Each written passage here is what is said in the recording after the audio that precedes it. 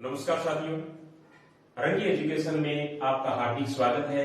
आज हमारा राजस्थान कक्षा 10 की यूनिट नंबर 2 राजस्थान के प्रमुख लोक देवता व संत के पार्ट नंबर 2 का साथियों अपने अध्ययन करेंगे, जिनके अंदर राजस्थान के जो प्रमुख संत हैं, जिनका राजस्थान के सामाजिक वातावरण में बहुत ही महत्वपूर्ण योगदान रहा है, उनके प्रमुख ग्रंथ, उनके प्रमुख अनुयायी और इसके साथ साथ में उनकी प्रमुख उपलब्धियां, उनके प्रमुख मंदिर और उनके माता पिता का नाम, जन्म स्थल और समाधि स्थल या अन्य कोई भी महत्वपूर्ण जानकारी बनती है तो वो परीक्षा उपयोगी जो भी उपयोगी हो वो मैं आपको पूरा बताने का प्रयास करूंगा। चलो साथियों, आज की क्लास को शुरू करते हैं, जिसका शीर्षक है राजस्थान के प्रमुख लोक देवता व संत पार्ट नंबर 2।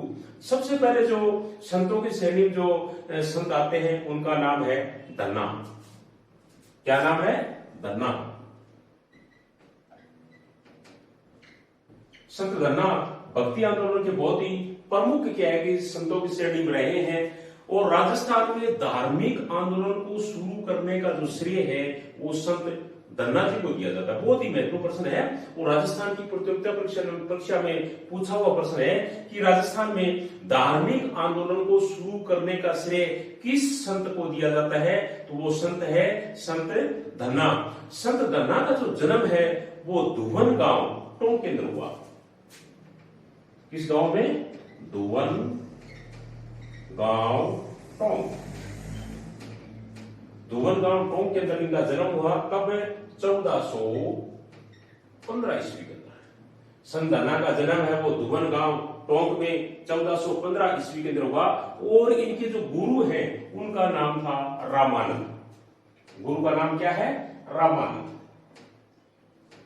बहुत ही महत्वपूर्ण गुरु रहे साथियों भक्ति आंदोलन से संबंधित। तो संत धन्ना के गुरु का नाम रामानंद था और संत धन्ना ने स्मरण को ईश्वर प्राप्ति का प्रमुख जो साधन है वो बताया है। यानी ईश्वर को स्मरण करना, ईश्वर को याद करना, ईश्वर को स्मरण करना भक्ति क्या है कि ईश्वर प्राप्ति का प्रमुख जो साधन है वो बताया है। आगे वाले जो संत हैं वो बहुत ही महत्वपूर्ण है। उनका नाम है संत पीपा। क्या नाम है? संत पीपा। संत पीपा जी भी राजस्थान के बहुत ही महत्वपूर्ण क्या है कि संतों की श्रेणी में आते हैं। इनका जो जन्म है वो 1425 ईस्वी के अंदर हुआ। कब हुआ? 1425 ईस्वी के अंदर हुआ और ये क्या है कि गागरोन जो कि झालावाड़ जिले के अंदर पड़ता है वहां की ये शासक थी। कहां के? गागरोन के। गागरोन जो झालावाड़ जिले में है वहां के ये शासक थे, लेकिन बाद में इनके अंदर क्या है कि वैराग्य की भावना उत्पन्न होगी। उन्होंने राजकाज त्याग दिया और भक्ति की ओर अपने आप को मोड़ लिया। तो ये गागरोन के शासक थे और इनके गुरु का नाम भी रामानंद था। यानी संत पीपा के गुरु का नाम क्या था? रामानंद जी था और इनकी जो रानी थी उनका नाम था सीता। रानी का नाम क्या है? सीता। सीता इनकी रानी का नाम था। इनका जो मुख्य मंदिर है संत पीपा का वो समदड़ी गांव बाड़मेर में बना हुआ है। कहां बना हुआ है? समदड़ी। और समदड़ी कहां है? बाड़मेर में। इनका जो मुख्य मंदिर है वो समदड़ी गांव है बाड़मेर जिले के अंदर, वहां इनका जो मुख्य मंदिर है वो बना हुआ है। और इनके जो अनुयायी हैं वो दर्जी समुदाय के हैं। बहुत ही महत्वपूर्ण है। दर्जी समुदाय क्या है कि इनको अपना आराध्य संत है वो मानता है। तो दर्जी समुदाय के लोग हैं वो संत पीपा के अनुयायी माने जाते हैं। और चितावनी ग्रंथ इनका लिखा हुआ एक ग्रंथ है, उनका नाम है चितावनी। चितावनी जो ग्रंथ है वो संत पीपा का लिखा हुआ माना जाता है। और इनकी जो क्या है कि मुख्य जो दो बातें हैं ईश्वर प्राप्ति की या मोक्ष प्राप्ति की वो इस प्रकार से है। भक्ति यानी नाम स्मरण करना ईश्वर का मोक्ष प्राप्ति का प्रमुख साधन माना है। प्रश्न भी आ सकता है कि संत पीपा ने इस मोक्ष प्राप्ति का प्रमुख साधन किसे माना है, तो संत पीपा ने मोक्ष प्राप्ति का जो प्रमुख साधन है वो भक्ति को या नाम स्मरण को माना है। और इसके अलावा गुरु के निर्देशन को ईश्वर प्राप्ति में आवश्यक बताया है। यानी ईश्वर प्राप्ति के अंदर, भगवान की प्राप्ति के अंदर गुरु का जो निर्देशन है वो बहुत ही महत्वपूर्ण क्या है कि संत पीपा ने बताया है। आगे वाले जो संत है वो बहुत ही महत्वपूर्ण साथियों, उनका नाम है जामोजी।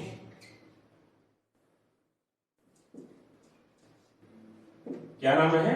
जामोजी राजस्थान के बहुत ही महत्वपूर्ण संत रहे हैं और इनका जो जन्म है वो 1451 ईस्वी के अंदर हुआ। जामोजी को जन्म कहां हुआ? 1451 ईस्वी के अंदर। कहां? पीपासर नागौर के अंदर। पीपासर नागौर के अंदर क्या है कि जामोजी का जन्म स्थल है वो माना जाता है। और भाद्रपद कृष्ण अष्टमी को क्या है कि इनका जन्म हुआ था। दोबारा देख लेते हैं, जामोजी का जो जन्म है वो पीपासर गांव नागौर जिले के अंदर है। वहां भाद्रपद कृष्ण अष्टमी को हुआ था। कब है? 1451 ईस्वी के अंदर। इनके पिताजी का नाम था लोहट जी। पिता का नाम क्या था? लोहट। पिताजी का नाम लोहट जी था और माता का नाम था हंसा देवी। हंसा देवी यानी जामोजी के पिताजी का नाम लोहट जी था और माता का नाम क्या था? हंसा देवी था। इन्होंने बिश्नोई संप्रदाय की स्थापना की। बिश्नोई संप्रदाय की जो स्थापना है वो 1485 में की गई। कब की गई? 1485 के अंदर क्या है कि बिश्नोई संप्रदाय की स्थापना जामोजी ने की। कहां? समराथल के अंदर। समराथल के अंदर 1485 ईस्वी के अंदर जामोजी ने बिश्नोई संप्रदाय की स्थापना की और जिसके अंदर उन्होंने 29 नियमों को पालना करने का आदेश दिया कि 29 नियमों की पालना वो आप करें। और पर्यावरण के प्रति बहुत लगाव था जामोजी का। पर्यावरण के प्रति और जीव जंतुओं के प्रति बहुत लगाव था। तो पर्यावरण के प्रति बहुत लगाव होने के कारण इनको क्या है कि पर्यावरण वैज्ञानिक भी कहा जाता है। बहुत बढ़िया साथियों, राजस्थान के ऐसे संत हैं जिनको पर्यावरण वैज्ञानिक भी कहा जाता है। पश्चिमी राजस्थान के अंदर हरियाली जो दिखाई दे रही है वो जामोजी के कारण ही अधिकतर मानी जाती है। तो इनको क्या है कि पर्यावरण के प्रति ज्यादा रुचि देने के कारण, ज्यादा क्या है कि लगाव के कारण पर्यावरण वैज्ञानिक भी इनको कहा जाता है। और इनके जो मुख्य जो ग्रंथ है लिखे हुए, वो जामोजी के मुख्य ग्रंथ लिखे हुए वो इस प्रकार से है, जैसे जम संहिता है, जम सागर शब्दावली है, या बिश्नोई धर्म प्रकाश है, या जम सागर है। दोबारा देख लेते साथियों, जम संहिता, जम सागर शब्दावली और बिश्नोई धर्म प्रकाश। और जामोजी ने अपने शरीर का जो त्याग है वो मुकाम के अंदर किया था 1536 ईस्वी के अंदर। कब किया था? 1536 ईस्वी के अंदर। कहा? मुकाम के अंदर। मुकाम के अंदर अपने शरीर का त्याग है वो किया। कहा? 1536 ईस्वी के अंदर। और जामोजी का वर्ष के अंदर 2 बार मेला पड़ता है साथियों। एक है फागुन अमावस्या और दूसरी है आश्विन अमावस्या। यानी फागुन अमावस्या और आश्विन अमावस्या को वर्ष के अंदर जामोजी का 2 बार मेला वो लगाया जाता है। आगे वाले जो संत हैं उनका बहुत ही महत्वपूर्ण स्थान रहा है राजस्थान के भक्ति आंदोलन के अंदर, मान लो, या क्या है कि सामाजिक संरचना को बनाए रखने के अंदर, या धार्मिक भावना फैलाने के अंदर, या जनता को अच्छे आचरण देने के लिए। उस संत का नाम है संत जसनाथ जी। क्या नाम है? जसनाथ जी।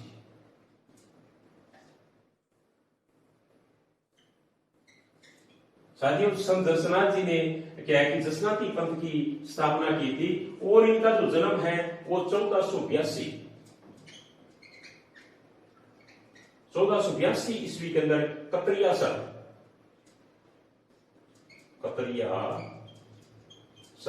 जो कि बीकानेर जिले के अंदर है, वहां क्या है कि इनका जसनाथ जी का जन्म माना जाता है 1482 ईस्वी के अंदर। कहा? कतरियासर बीकानेर के अंदर। और इन्होंने क्या है कि गोरखमालिया एक स्थान है बीकानेर जिले के अंदर, गोरखमालिया, वहां क्या है कि 12 वर्ष तक कठोर तपस्या की थी। कितने वर्ष तक? 12 वर्ष तक कठोर तपस्या की। कहा? गोरखमालिया के अंदर। और क्या है कि जो बीकानेर के जो शासक थे राव बहुत महत्वपूर्ण प्रश्न साथियों। राव लोणकरण को इन्होंने क्या है कि राजपद पाने का वरदान दिया था। पेपर में पूछ सकता है कि बीकानेर के वो शासक कौन से हैं जिनको कि जसनाथ जी ने राजपद पाने का वरदान दिया था, तो उस शासक का नाम है राव लोणकरण। क्या नाम है? राव लोणकरण। राव लोणकरण को राजा बनने का क्या है कि जसनाथ जी ने वरदान दिया था। और सिकंदर लोदी जो कि दिल्ली के उस वक्त दिल्ली सल्तनत के बादशाह थे, उन्होंने क्या है कि इनको कतरिया सर के पास भूमि है वो दान में दी थी। याद रखना कौन है? सिकंदर लोदी। सिकंदर लोदी जो उस वक्त दिल्ली सल्तनत के बादशाह थे, इन्होंने क्या है कतरिया सर के पास में इनको क्या है कि भूमि है वो दान में दी थी। और जसनाथ जी व जामो जी का परस्पर साथियों एक बार मिलन भी हुआ था। जामो जी व जसनाथ जी का परस्पर मिलन कब हुआ? 1500 ईस्वी के अंदर हुआ। कब हुआ? 1500 ईस्वी के अंदर दोनों महान संतों का मिलन हुआ था। दोनों महान संत आपस में मिले थे 1500 ईस्वी के अंदर। और 24 वर्ष की आयु के अंदर कतरिया सर के अंदर ही 1506 ईस्वी के अंदर, यानी 1506 ईस्वी में कतरिया सर के अंदर जसनाथ जी ने जीवित समाधि 24 वर्ष की आयु के अंदर ही ले ली थी। कब? आश्विन शुक्ला सप्तमी को। आश्विन शुक्ला सप्तमी को। जसनाथ जी की मुख्य रूप से इनकी शिक्षा से संबंधित 2 ग्रंथ माने जाते हैं। और उन दोनों ग्रंथों का नाम एक तो है कोंडा। क्या नाम है? कोंडा। कोंडा। और दूसरे ग्रंथ का नाम है सिंबूदड़ा। क्या नाम है? सिंबूदड़ा। सिंबूदड़ा। ये 2 बहुत ही महत्वपूर्ण ग्रंथ है जसनाथ जी के विचारों को जानने के लिए। उनको शिक्षा जसनाथ जी संप्रदाय के जो पंथ है जो है इनकी महत्वपूर्ण इन 2 ग्रंथों के अंदर शिक्षा है कोंडा और दूसरा क्या है? सिंबूदड़ा। और जसनाथ जी का मुख्य रूप से वर्ष में 3 बार मेला बढ़ता है साथियों। बहुत ही महत्वपूर्ण है कि वर्ष में 3 बार मेला। जामा जी का 2 बार बढ़ता है और जसनाथ जी का क्या है कि वर्ष में 3 बार मेला है वो लगता है। कब? आश्विन शुक्ला सप्तमी को। कब? आश्विन शुक्ला सप्तमी और माघ शुक्ला सप्तमी और तीसरा चैत्र शुक्ला सप्तमी। दोबारा देख लेते हैं। आश्विन शुक्ला सप्तमी, फिर माघ शुक्ला सप्तमी और फिर चैत्र शुक्ला सप्तमी। इस प्रकार साथियों संत जसनाथ जी राजस्थान के बहुत ही महत्वपूर्ण संत रहे हैं। आगे वाले जो संत साथियों उनका नाम है लालदास जी। क्या नाम है? लालदास जी।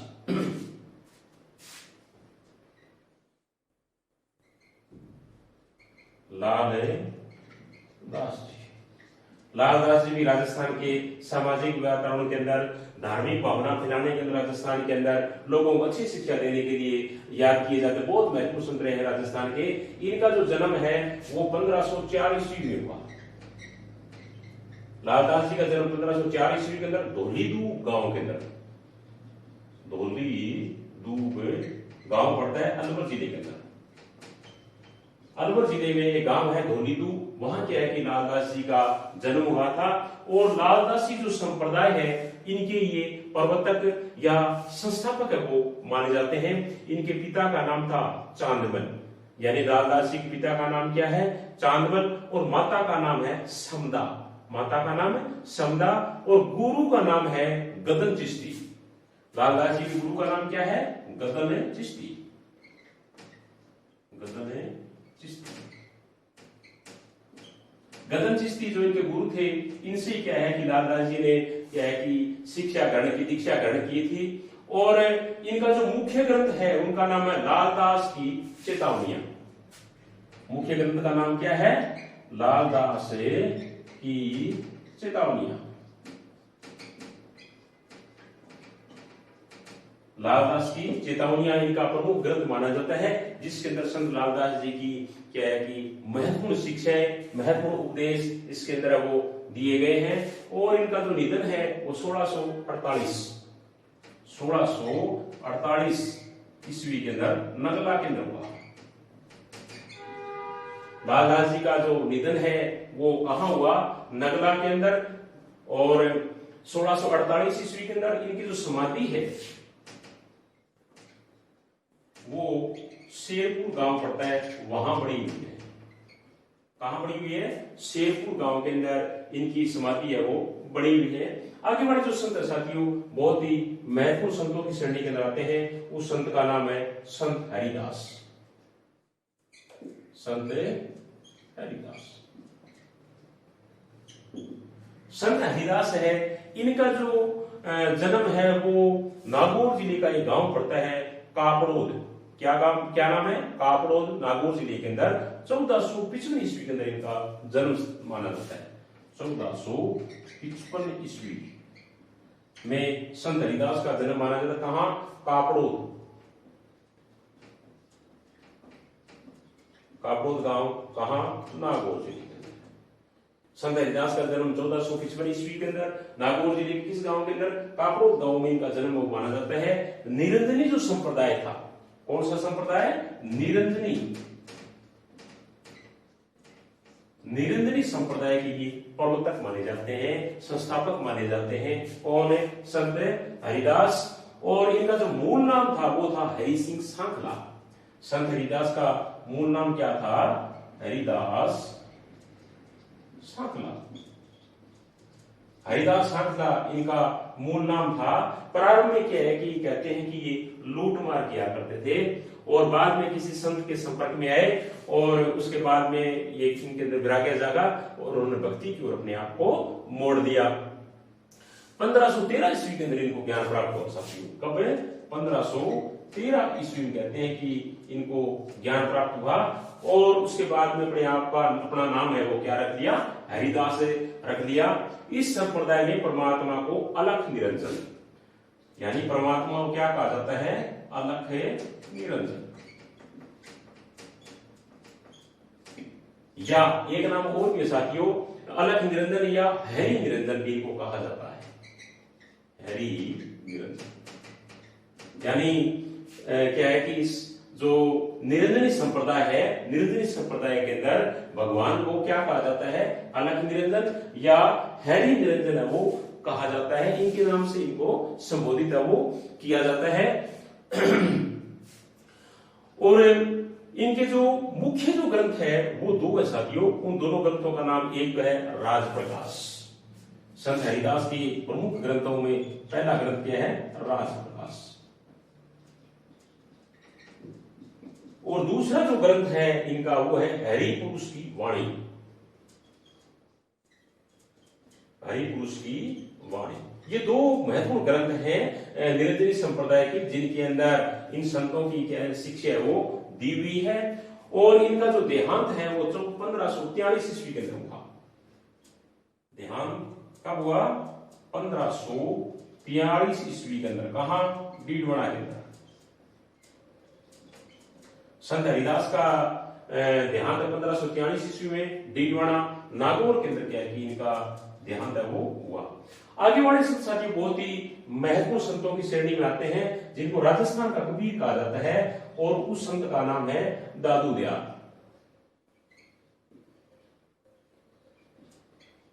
संत दादू दयाल को क्या कहा जाता है? संत दादू दयाल को राजस्थान का कबीर भी कहा जाता है। इनका जन्म है वो 1544 ईस्वी के अंदर अहमदाबाद में हुआ। 1544 ईस्वी में कहा? अहमदाबाद। अहमदाबाद कहां है? गुजरात के अंदर है। यानी दादू दयाल जी का जन्म 1544 ईस्वी में कहा? अहमदाबाद में। अहमदाबाद कहां है?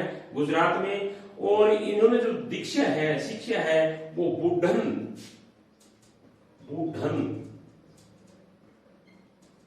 या एक नाम और भी था वृद्धानंद नामों के जो संत थे, उनसे क्या है कि दादू दयाल जी ने दीक्षा ग्रहण की। और उसके बाद में ये क्या है कि दुनिया का कार्य करते थे। प्रश्न भी आ सकता है कि दादू दयाल जी का मुख्य पेशा क्या था, कौन सा कार्य किया करते थे? तो दादू दयाल जी मुख्य है वो दुनिया का कार्य वो करते थे।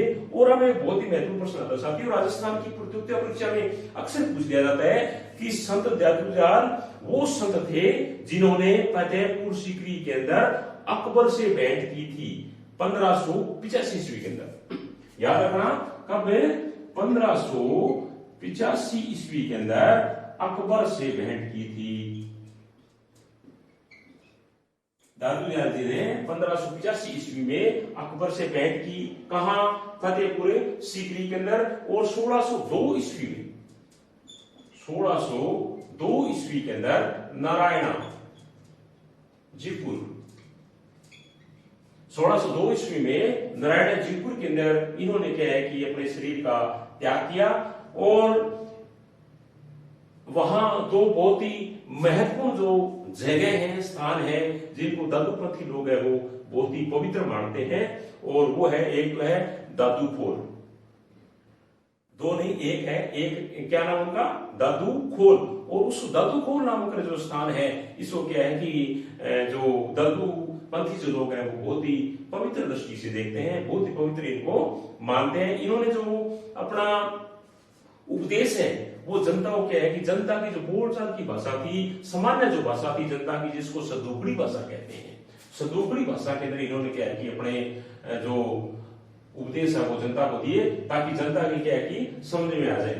और इनके जो मुख्य रूप से जो ग्रंथ है जिनमें दादू दयाल जी की वाणी या दादू दयाल जी जो उपदेश मिलते हैं, उनमें एक है दादू जी की वाणी। क्या नाम है? दादू जी की वाणी। एक ग्रंथ तो ये है। और दूसरा ग्रंथ एक और भी है जिनके अंदर इनके उपदेश दिए हुए हैं, दादूरा दूहा। दादूरा दूहा। एक तो क्या है दादू जी की, दादू की वाणी, और दूसरा है दादू का दूहा। और इनके प्रमुख जो शिष्य थे साथी वो बहुत महत्वपूर्ण है। दादू दयाल जी के बहुत ही महत्वपूर्ण और प्रसिद्ध शिष्य रहे हैं, जिन्होंने आगे जाकर के क्या है कि दादू दयाल जी का जो पंथ था उनका प्रचार प्रसार किया, उनकी शिक्षाओं को फैलाया, उनके उपदेश को जनता के सामने रखा। और अपना भी क्या है कि स्वयं का जो था वो भी इन्होंने क्या है कि जनता के सामने उनकी जो शिक्षाएं थी वो मुख्य रूप से बताई। तो दादू दयाल जी के जो प्रमुख शिष्य हैं वो साथियों इस प्रकार से बहुत ही महत्वपूर्ण शिष्य क्या है कि दादू दयाल जी के रहे हैं सारे के सारे। तो इन शिष्यों को अपने एक एक करके देख लें। जैसे गरीबदास, रजब, सुंदरदास, मिस्किनदास,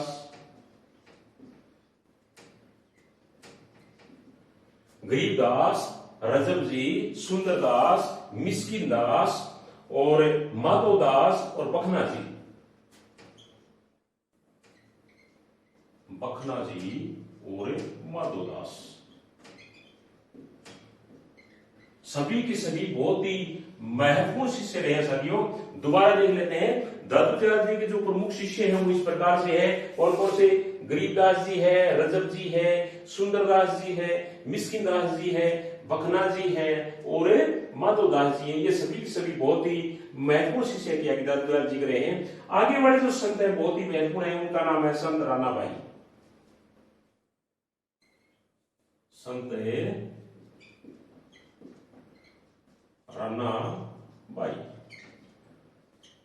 संत रानाबाई भी राजस्थान के साहित्य के अंदर बहुत ही महत्वपूर्ण स्थान है वो रखते हैं। इनका जो जन्म है वो एक गांव है नागौर के अंदर, हरनावा। हरनावा गांव कहां? नागौर के अंदर। हरनावा गांव नागौर के अंदर 1504 ईस्वी के अंदर इनका जन्म है वो माना जाता है। कब है? 1504 ईस्वी के अंदर इनका जन्म हुआ था। और इनके पिता का नाम था रामगोपाल, यानी संत रानाबाई थी, उनके पिता का नाम क्या था?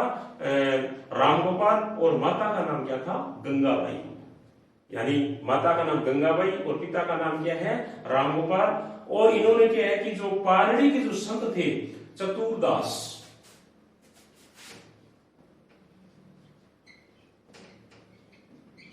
चतुरदास इनके गुरु का नाम था। संत रानाबाई के गुरु का नाम क्या है? चतुरदास। क्या नाम है? चतुरदास। इन्होंने 1570 ईस्वी के अंदर 1570 ईस्वी के अंदर साथियों जीवित समाधि ले ली। और उस वक्त इनकी आयु कितनी थी? 66 वर्ष की आयु थी। कितनी आयु थी?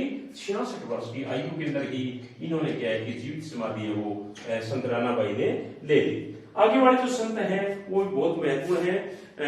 आप यूं कह सकते हो कि बहुत ही महत्वपूर्ण धुनी है, स्थान है, उसका नाम है सांगलिया धुनी। क्या नाम है? सांगलिया धुनी।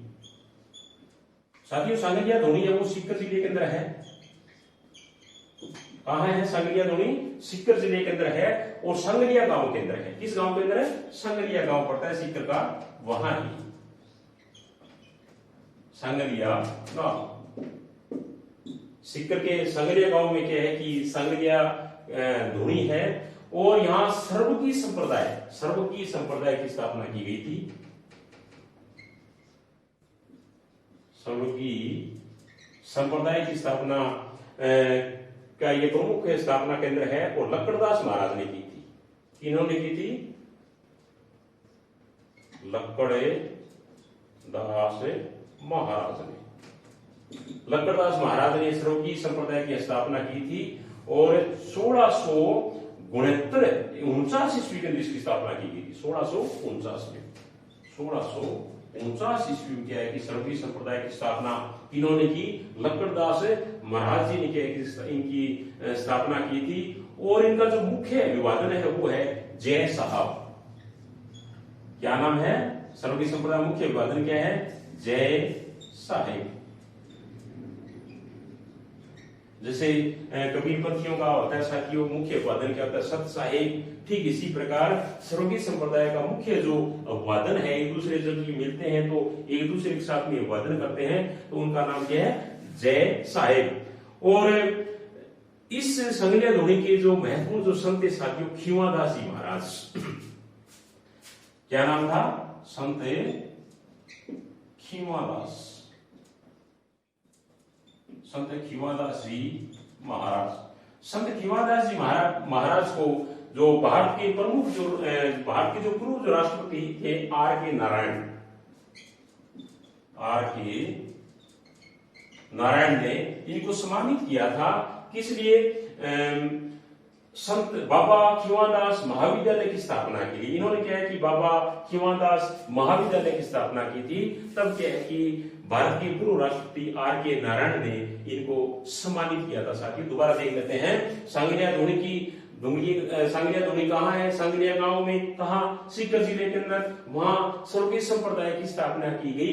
किसके द्वारा की गई? लक्कड़दास जी महाराज के द्वारा। कब की गई? 1669 ईस्वी के अंदर। सर्वकी संप्रदाय का मुख्य अभिवादन क्या है? तो मुख्य अभिवादन है जय साहेब। क्या नाम है? जय साहेब। और वहां के जो प्रसिद्ध संत खींवादास जी महाराज, उनको भारतीय पूर्व राष्ट्रपति आर के नारायण ने बाबा खींवादास महाविद्यालय की स्थापना के कारण सम्मानित किया था। किनको किया था? बाबा खींवादास जी महाराज को। आगे बढ़े जो प्रमुख संत राजस्थान के, उनका नाम है मीराबाई। साथियों मीराबाई का नाम ही काफी है बताने के लिए। क्या नाम है? मीराबाई। साथियों मीराबाई का जो जन्म है वो 1498 ईस्वी के अंदर हुआ। कब हुआ? 1498 ईस्वी के अंदर कुड़की गांव जो कि पाली जिले में। कुड़की गांव पाली जिले में मीराबाई का जन्मस्थल है वो माना जाता है। इनके पिता का नाम था रतन सिंह और इनके दादा का नाम था राव दुद्दा। दोबारा देख लेते हैं। मीराबाई का जन्म कब हुआ? 1498 ईस्वी के अंदर।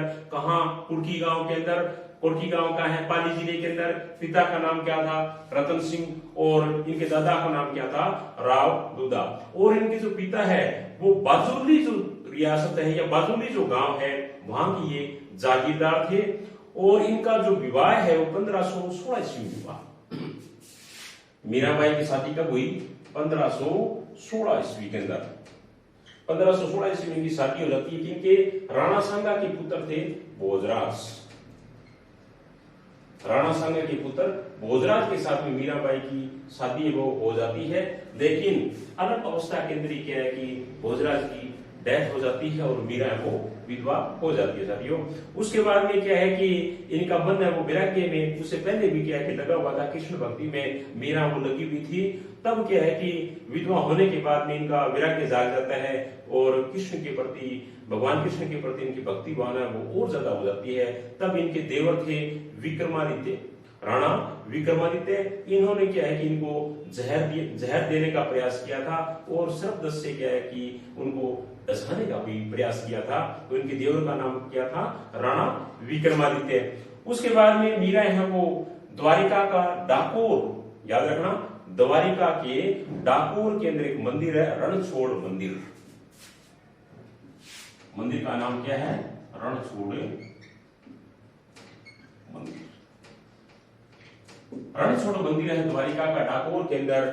वहां 1547 ईस्वी के अंदर, 1547 ईस्वी के अंदर कहते हैं कि गिरधर गोपाल की जो स्टेच्यू थी, जो मूर्ति थी, जो प्रतिमा थी, उसके अंदर क्या है कि मीरा है वो विलीन हो जाती है। और मीराबाई की पदावलियां बहुत प्रसिद्ध है। क्या प्रसिद्ध है?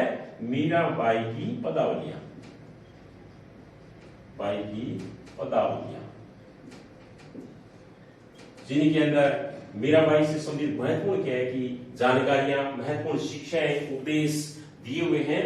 और मीरा की जो भक्ति है वो बहुत महत्वपूर्ण साथियों, माधुर्य भाव की मानी जाती है। किस भाव की? माधुर्य भाव की इनकी जो भक्ति है वो मानी जाती है, माधुर्य है। मीरा की भक्ति किस भाव की मानी जाती है? माधुर्य भाव की भक्ति इनकी मानी जाती है। बहुत ही महत्वपूर्ण साथियों, मीराबाई राजस्थान की प्रतियोगिता परीक्षा से संबंधित अक्सर क्या है कि इनसे संबंधित प्रश्न पूछ लिया जाता है। एक बार फिर देख लेते हैं। 1496 में जन्म हुआ, कहाँ? कुर्की गांव पाली के अंदर। दादा का नाम रावदूता, पिता का नाम रतन सिंह, बाजोली के जागीरदार थे इनके पिता। और 1516 में राणा सांगा के ज्येष्ठ पुत्र युवराज जो भोजराज थे उनके साथ शादी हो जाती है, लेकिन अल्प अवस्था में ही क्या है कि उनकी डेथ हो जाती है। वैराग्य की भावना मीरा पैदा हो जाती है। और इनके जो देवर थे राणा क्या है कि विक्रमादित्य, वो इनको जहर दिलवाने का प्रयास करते हैं। और वो द्वारिका के अंदर रणछोड़ जो मंदिर है डाकोर के अंदर 1547 ईस्वी में कहते हैं वहां गिरधर गोपाल की जो स्टेच्यू है, मूर्ति है, प्रतिमा है, उनके अंदर मीरा वो समा जाती है। और मीरा की पदावलियां बहुत प्रसिद्ध है और इनकी जो भक्ति है वो माधुर्य भाव की मानी जाती है। आगे बड़े बहुत महत्वपूर्ण संत है, उनका नाम है संत माओ जी। संत माओ जी,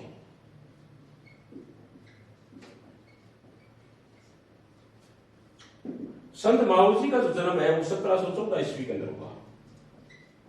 कब हुआ? 1714 ईस्वी के अंदर सावला गांव में हुआ। सावला गांव में क्या है कि इनका जन्म हुआ था। और ये निष्कलंक संप्रदाय के प्रवर्तक माने जाते हैं। निष्कलंक जो संप्रदाय था, इनकी क्या है कि माओ जी है वो इसके जो प्रवर्तक माने जाते। निष्कलंक का मतलब होता है पवित्र एवं पाप रहित। क्या होता है? पवित्र एवं पाप रहित। और संत माओ जी ने क्या है कि एक बहुत ही महत्वपूर्ण धाम की स्थापना की थी, उसका नाम है बेणेश्वर धाम। क्या नाम है? बेणेश्वर धाम, जो कि डूंगरपुर जिले में है। बेणेश्वर धाम की स्थापना किस व्यक्ति ने की, किस संत ने की? तो बेणेश्वर धाम की स्थापना किसने की थी? संत माओ जी ने किया है कि बेणेश्वर धाम की स्थापना है वो की। और संत माओ जी ने मुख्य रूप से 5 ग्रंथ लिखे और वो पांचों के पांचों ग्रंथ जो संत माओ जी लिखे थे वो चोपड़ा कहलाते हैं। क्या कहलाते हैं? चोपड़ा। चोपड़ा। संत माओ जी के लिखे हुए 5 ग्रंथ क्या कहलाते हैं? चोपड़ा कहलाते हैं।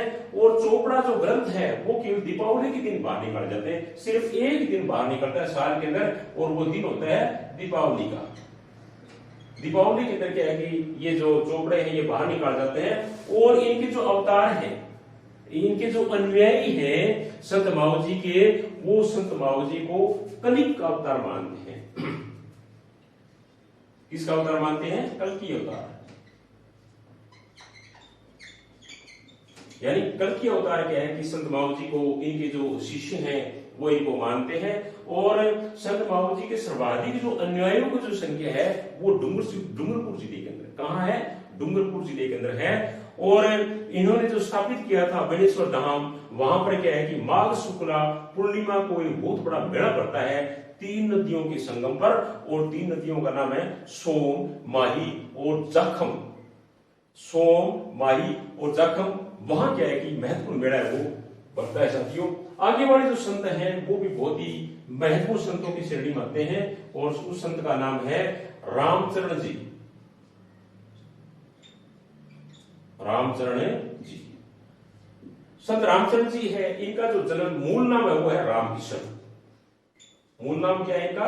रामकिशन है। और इनका जो जन्म है वो सोटा गांव 1719 ईस्वी के अंदर इनका जन्म है वो माना जाता है। कब माना जाता है? 1719 ईस्वी के अंदर संत रामचरण जी का जन्म माना जाता है। और मूल नाम क्या है इनका? रामकिशन है। और इनके पिता का नाम था बखत राम। रामचरण जी के पिता का नाम क्या है? बखत राम। और माता का नाम है देवजी। माता का नाम क्या है? देवजी। और इनके गुरु का नाम था कृपाराम। गुरु का नाम क्या है? कृपाराम। रामचंद्र जी के गुरु का नाम क्या है? कृपाराम। और 1751 ईस्वी के अंदर 1751 ईस्वी के अंदर उनसे क्या है कि रामचंद्र जी ने शिक्षा दीक्षा वो प्राप्त की थी। और इनका जो निधन है वो 1798 ईस्वी के अंदर हुआ। 1798 ईस्वी के अंदर रामचंद्र जी का निधन हो जाता है। कहां? साहेबपुरा भीलवाड़ा में। साहेबपुरा भीलवाड़ा के अंदर रामचंद्र जी का निधन हो जाता है। और इनकी जो प्रमुख जो ग्रंथ है जो लिखा हुआ, जिनके अंदर इनकी वाणियां उपदेश संगीत है, वो उस ग्रंथ का नाम है साथियों, बहुत ही महत्वपूर्ण ग्रंथ है वो अणभे वाणी। क्या नाम है? अणभे वाणी। अणभे वाणी। कई बार पेपर पूछ लिया जाता है कि अणभे वाणी ग्रंथ किस संप्रदाय से संबंधित है, या किसके द्वारा लिखा हुआ है, या किस संत की इनके अंदर महत्वपूर्ण शिक्षा दी हुई है, तो वो संत है रामचरण जी। और ग्रंथ का नाम क्या है? अणभे वाणी। क्या नाम है? अणभे वाणी। और संप्रदाय जो रामचरण जी जो संप्रदाय स्थापित किया था, ये राम स्नेही संप्रदाय कहलाता है। क्या कहलाता है? राम स्नेही संप्रदाय। राम स्नेही संप्रदाय के संस्थापक कौन है? रामचरण जी। रामचरण जी जो संप्रदाय बनाया था उसका नाम क्या है? राम स्नेही। और राम स्नेही संप्रदाय की 4 शाखाएं हैं, ये याद रखना, बहुत ही महत्वपूर्ण शाखाएं साथियों, चारों की चारों। और राजस्थान की प्रतियोगिता परीक्षाओं में आप कोई भी पेपर उठा के देख लेना, उनमें से 1 या 2 शाखा आपको जरूर दी हुई मिलेगी। और चारों की चारों शाखाएं बहुत ही महत्वपूर्ण है। हम चारों की चारों शाखाएं देख लेते हैं एक-एक करके। कितनी शाखा है रामस्नेही संप्रदाय की? 4 शाखा। 1 नंबर पे है साहेबपुरा शाखा। क्या नाम है? साहेबपुरा शाखा। और इनके जो फाउंडर है, इनके संस्थापक हैं, उनका नाम है रामचरण जी। क्या नाम है? रामचरण जी। दूसरी जो शाखा है रामस्नेही संप्रदाय की, उनका नाम है रेण। रेण जो शाखा है, इनके संस्थापक का नाम है दरियाव जी। क्या नाम है? दरियाव जी। और तीसरी जो शाखा है उनका नाम है सिंहथल।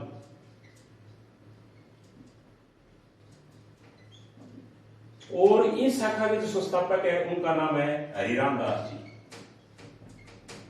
हरिराम दास जी। और चौथी जो शाखा है रामस्नेही संप्रदाय की, उसका नाम है खेड़ापा। खेड़ापा। खेड़ापा जो शाखा है उसके संस्थापक का नाम है रामदास जी। बहुत ही महत्वपूर्ण शाखा साथियों, चारों की चारों रामस्नेही संप्रदाय की। हम दोबारा देख लेते हैं। साहेबपुरा शाखा है, उसके संस्थापक कौन है? रामचरण जी। अच्छा, रेण शाखा है, उसके संस्थापक कौन है? दरियाव जी। सिंहथल शाखा है, उसके संस्थापक कौन है? हरिरामदास जी। और खेड़ापा जो शाखा है उसके संस्थापक कौन है? रामदास जी। क्या नाम है? रामदास जी। और रामस्नेही संप्रदाय का एक प्रमुख उत्सव भी होता है, उस उत्सव का नाम है साथियों फूल डोल उत्सव। क्या नाम है? फूल डोल उत्सव या महोत्सव। क्या नाम है? फूल डोल महोत्सव। बहुत ही महत्वपूर्ण रामस्नेही संप्रदाय का। आगे वाले जो संत हैं वो भी बहुत ही महत्वपूर्ण संत है साथियों राजस्थान के। उस संत का नाम है महर्षि नवलराम। क्या नाम है? महर्षि नवलराम। महर्षि नवलराम जो संत है, इनका जन्म हर्षोलाभ गांव, हर्षोलाभ गांव पड़ता है नागौर के अंदर। यानी महर्षि नवलराम का जो जन्म स्थल है वो हर्षोलाभ गांव माना जाता है। और इन्होंने क्या है कि नवल संप्रदाय की स्थापना की। किस संप्रदाय की? नवल संप्रदाय। महर्षि नवलराम ने किस संप्रदाय की स्थापना की थी? इन्होंने जो संप्रदाय स्थापित किया था उस संप्रदाय का नाम है नवल संप्रदाय। और उस वक्त के जो मारवाड़ के शासक थे मान सिंह, वो उनसे क्या है कि बहुत ज्यादा प्रभावित। याद रखना, मारवाड़ के शासक मान सिंह है, वो इनसे बहुत ज्यादा प्रभावित थे और इनका मान सम्मान क्या करते थे। और नवल संप्रदाय जो प्रमुख पीठ है वो साथियों जोधपुर के अंदर है। कहाँ है? जोधपुर में। जोधपुर के अंदर इस संप्रदाय की प्रमुख पीठ है वो मानी जाती है। तो साथियों ये था हमारा राजस्थान कक्षा 10 यूनिट नंबर 2 राजस्थान के प्रमुख लोक देवता व संतों से संबंधित इस पुस्तक के अंदर जितनी जानकारी और जितने तथ्य या जितना इसके अंदर ज्ञान दिया गया है वो मैंने आपको पूरा बताने का प्रयास किया। आशा है कि आज का वीडियो आपको बहुत ही पसंद आएगा। मेरा निवेदन रहेगा कि आप वीडियो को ज्यादा से ज्यादा लाइक शेयर कमेंट अवश्य करें। कल हम एक नए टॉपिक के साथ फिर मिलेंगे। थैंक यू, धन्यवाद।